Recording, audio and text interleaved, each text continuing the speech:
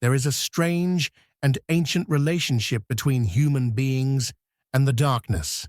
Long before neon lights, paved roads, and glowing phone screens, the night sky ruled every thought.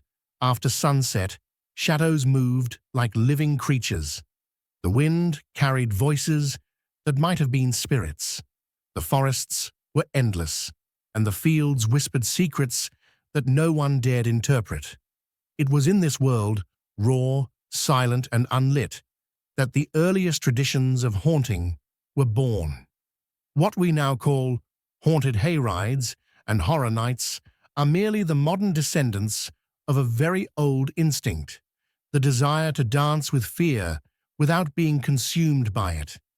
In every ancient civilization, people passed the long nights telling stories about the things that hid just beyond the reach of the firelight.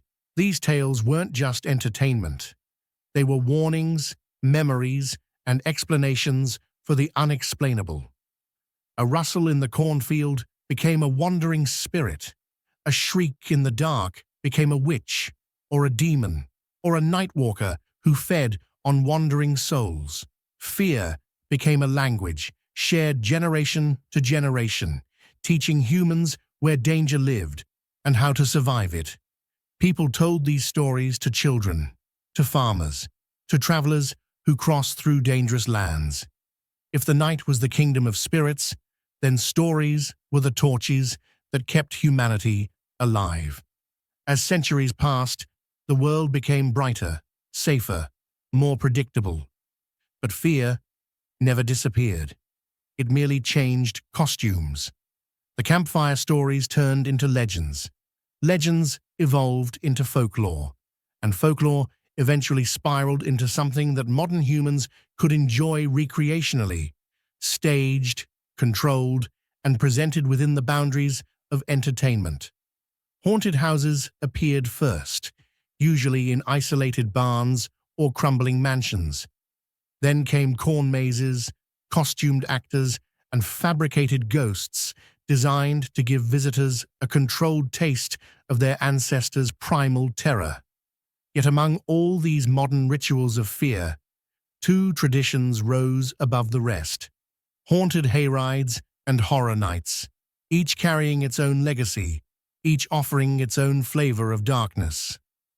The story of the haunted hayride begins in the open fields of rural communities.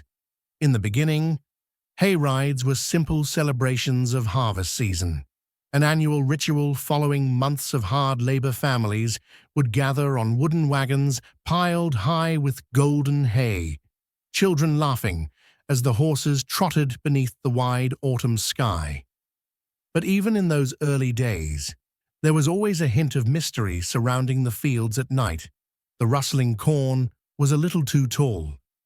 The scarecrow, standing alone under the moon, felt a little too alive. People whispered about lonely farmhouses, abandoned barns, and restless spirits said to wander back roads. After dusk, farmers would tell these tales lightly, often with a grin, but the foundation was real. Almost every rural community had a story about something haunting the edge of the fields. It was only a matter of time before someone combined the innocent joy of a hayride with the thrill of a ghost story. By the early 20th century, communities began experimenting with nighttime hayrides filled with spooky narrations, hidden actors, or unexpected surprises lurking in the dark. These weren't elaborate productions. A masked figure here, a sudden scream there, a lantern swinging in a field with no one holding it, a mysterious silhouette drifting between the rows of corn.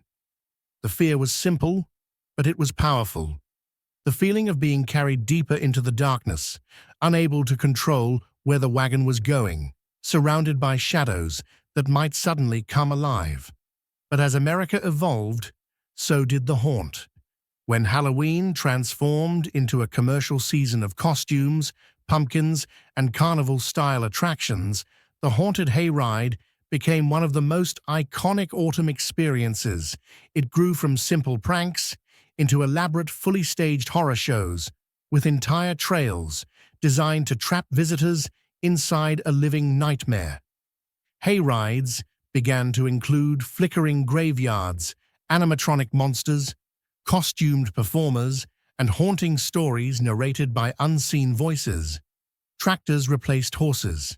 Speakers replaced storytellers. Fog machines replaced natural mist. What began as a rustic community event became a theatrical spectacle of fear. Yet despite all the added effects, something about the hayride remained ancient. The open sky, the scent of hay, the feeling of moving slowly through a landscape that could swallow you whole. Even in the 21st century, people could still feel the pulse of old folklore beating beneath the experience. A haunted hayride wasn't just a ride, it was a journey into the unknown, into the dark edges of human imagination. Parallel to this evolution came another creation: horror. Nights, the city's answer to the countryside's haunt. Horror nights are not simple. They are loud, overwhelming, sensory overloads of theatrical terror. They borrow from cinema, urban legends, psychological horror, and the ever-growing appetite for adrenaline. A horror night is designed for those who want a more intense, immersive, and unpredictable encounter with fear. Instead of wandering through fields, guests walk through twisted streets, apocalyptic sets, haunted mansions, or labyrinths filled with actors trained to terrify. It is not just a show, it is a world, built from scratch, with its own logic, its own narrative, and its own lurking horrors. The rise of horror nights began with carnivals and amusement parks testing the possibility of nighttime attractions. At first, the scares were mild: a ghost popping out of a window, a clown laughing in the distance. But as horror films exploded in popularity, these events grew ambitious. They adopted cinematic storytelling. They embraced advanced technology. They created characters that became legends, stories that evolved year after year, and worlds that visitors returned to as if revisiting a nightmare they couldn't forget. Today's horror nights are massive productions involving makeup teams, costume designers, engineers, writers, strategists, and performers who train specifically in the art of scaring. These events attract millions of visitors, turning ordinary cities into temporary horror capitals. People travel across continents just to experience the terror, drawn by the promise of darkness designed with chilling precision. A horror night is not simply experienced, it is survived. Yet beneath the technology, the elaborate costumes, the fire effects, and the theatrical screams lies the same truth that shaped humanity thousands of years ago. We seek fear not to suffer, but to feel alive. Fear sharpens the senses.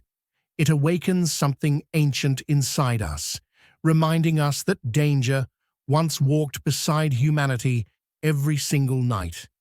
The modern world may have killed the wilderness, but it has not killed the hunger for something that challenges the spirit. Haunted hayrides and horror nights give people the chance to touch fear without letting it devour them. Whether one is sitting on a wooden wagon, rolling into the dark, or walking through a maze where monsters breathe on their neck, the experience is controlled. You know it will end. You know you will go home. Yet your heartbeat still quickens. Your breath still catches. Your mind still wonders, just for a moment, if something out there might be real. Because in the end, fear is a paradox. The more safely it is packaged, the more intensely people want it. Modern society eliminated many of the dangers that once plagued daily life, but in doing so, it also removed the thrill of confronting the unknown. Haunted attractions, in all their forms, offer that thrill again. They provide a ritualistic return to the dark, a chance to walk the old paths of fear that once defined human existence. The night may no longer be haunted by real spirits, but the stories remain, the instincts remain, and the longing for mystery remains as strong as ever. Through these attractions, humanity has learned something extraordinary. Fear can be entertainment, healing, bonding, transformative, and even joyful. It can bring strangers together, create memories that last years, and remind us that we are not as fearless as we pretend to be. Haunted hayrides and horror nights are more than seasonal activities. They are cultural mirrors reflecting our deepest curiosities, our ancient fears, and our modern desire to escape reality for a moment. They are the bridge between folklore and spectacle, between childhood stories and adult thrills, between the living world and the world we imagine in our nightmares. And so, the journey continues, from the rural hayfields where ghost stories were born, to the sprawling horror parks that redefine fear each year. This is the story of terror crafted by human hands. Terror embraced willingly, terror celebrated under the moonlit sky. As haunted hayrides and horror nights became cultural traditions, their evolution reflected not only the creativity of storytellers, but also the changing psychology of fear itself. In earlier times, fear was rooted in the unknown wilderness and superstition. But as science advanced and modern life became more predictable, fear had to find new territory. Today's fright is no longer about surviving nature. It is about escaping the monotony of everyday life, about feeling something raw and unfiltered in a world that often feels too polished, too automated, too safe. And so people line up willingly, giving their consent to be terrified, handing over control in exchange for a few precious moments of adrenaline and wonder. The idea of stepping away from ordinary life, of crossing into a curated nightmare with friends, has become a bonding ritual. For many, the haunted hayride is the first time they confront fear in a controlled environment. They may laugh or scream, but underneath the surface lies something deeper, the emotional release that fear brings. In a strange way, people leave these attractions lighter than when they entered, as though the screams carry away the burdens they didn't know they were holding. It is not just entertainment. It is catharsis, dressed in cobwebs and shadow. Every haunted attraction has its own soul, born not only from its special effects, but from the land it sits on. Many of these events take place in rural towns with histories of their own. Old farmhouses, abandoned mills, forgotten trails that locals whisper about. Even when an attraction is staged, the darkness around it is real. The cold wind is real. The sense of isolation is real. A hayride passing through open fields at night carries a natural eeriness that no artificial set can mimic. Visitors often feel that something else watches from the tree line, something not on the payroll, something that belongs to the land itself. And sometimes, even the workers admit that strange things happen during the events. Unplanned figures spotted in the fields, phantom voices mistaken for actors, equipment behaving in ways no technician can explain. But such mysteries only add to the allure. People don't truly want to know that everything is fake. They want just enough uncertainty to wonder whether a fragment of real darkness has slipped into the performance. It is this thin boundary between fiction and reality that makes haunted hayrides uniquely powerful. While horror nights dictate the environment with detailed sets, hayrides rely on the unpredictability of nature, the rustling leaves, the shifting shadows, the moonlight that changes the mood with every passing minute. Meanwhile, in urban centers, horror nights embraced a different philosophy. They understood that the best fear is immersive fear, and so they built entire worlds of terror. Guests no longer move as passive observers. They walk, run, and sometimes stumble into scenes unfolding around them. Horror nights began to use soundscapes, storytelling arcs, and character-driven performances to create a multi-layered nightmare that feels alive. The lines between theater and haunt blurred. Visitors started to feel like participants in a horror film rather than spectators. Every doorway hides a possibility, every corridor breathes, every actor becomes a living embodiment of the world they have stepped into. As technology advanced, horror nights pushed the limits even further. Artificial fog rose like ghostly hands.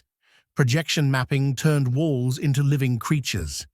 Animatronics delivered monstrous encounters with inhuman precision. Entire street zones transformed into apocalyptic landscapes where mutated beings roamed freely. Visitors walked through burning villages, ancient ruins, cursed carnivals, and dystopian cities, never knowing what horror lurked around the next turn. Unlike Hayrides, where the journey is guided, horror nights require the visitor to make choices, to walk forward, to turn corners, to face the unknown willingly. And that agency makes the fear more personal, more psychological. The deeper people ventured into these worlds, the more they realized that horror nights were not just about jump scares or monsters, they were about immersion, allowing the mind to temporarily accept the illusion as reality. The brain knows the creatures are actors, but when the set design is flawless, the lighting perfect, and the timing impeccable, logic dissolves. The heartbeat quickens, imagination awakens, instinct takes over. For a moment, the visitor becomes the protagonist of their own nightmare. Yet whether someone chooses the slow, eerie darkness of a haunted hayride or the intense, multisensory chaos of a horror night, both experiences tap into the same ancient desire, the need to feel the thrill of danger without actual harm. Humans are storytellers by nature, but they are also fear-seekers, drawn to the edges of the unknown. Haunted attractions have become modern myth-making machines, giving shape and form to the fears that live quietly in the corners of the human mind. And it is not only ordinary visitors who feel this connection. Actors themselves become part of the ritual. Those who work in haunted hayrides often speak of the unique thrill of hiding in the fields, listening to the distant rumble of the tractor, waiting for the wagon to approach. They hear the nervous chatter of guests long before they see them. They know exactly when to step into the glow of the headlights, when to let their voices drift through the corn, when to let silence do the scaring. These actors take pride in crafting the perfect blend of tension and surprise. They are storytellers in disguise, carrying on a tradition older than the villages that surround them. Performers in horror nights share a different but equally powerful experience. They become characters, sometimes entirely consumed by the roles they play. The makeup chair is their transformation chamber, where they slowly turn into the monsters that haunt the corridors. Some portray ancient spirits, others deranged clowns, others creatures that defy human description. When the gates open and the crowds flood in, these performers unleash the illusion, stalking guests with calculated movements, maintaining character even in exhaustion. They feel the pulse of the crowd, absorb the energy of screams, and take pride in creating memories that last far beyond the event. But not everything within these haunted experiences is scripted. Over the years, countless urban legends have emerged from behind the scenes, stories whispered among staff after the lights go out, tales of actors who swore they saw someone walking behind them after closing, only to find no footprints in the mud, stories of props moving on their own, of disembodied laughter echoing through abandoned barn corridors, of lights flickering in synchronized patterns as though responding to something unseen. Workers in horror nights tell of hearing footsteps on catwalks long after the performers have gone home. Security cameras capture strange shadows that don't match any human form. These stories are not official parts of the attractions, but they grow roots. Visitors sometimes sense the unease as well, especially on quiet nights when the lines dissolve and the crowds thin. The air feels heavier, the silence feels deeper. The actors feel watched, even when out of character. It is as though the rituals of fear awaken something resting beneath the surface, an echo of ancient beliefs that spirits walk close when humans deliberately invite darkness into the world. Whether one believes in ghosts or not, these stories enrich the atmosphere of the attractions. They blur the line between performance and superstition. They remind people that some parts of fear cannot be manufactured. They must be felt. Over time, haunted hayrides and horror nights became more than Halloween events. They evolved into seasonal pilgrimages, destinations people planned for months in advance. Social media turned them into cultural juggernauts, photos and videos of monstrous creatures, fog-shrouded fields, and nightmarish mazes spread across the internet, fueling excitement. Each year, influencers documented their reactions.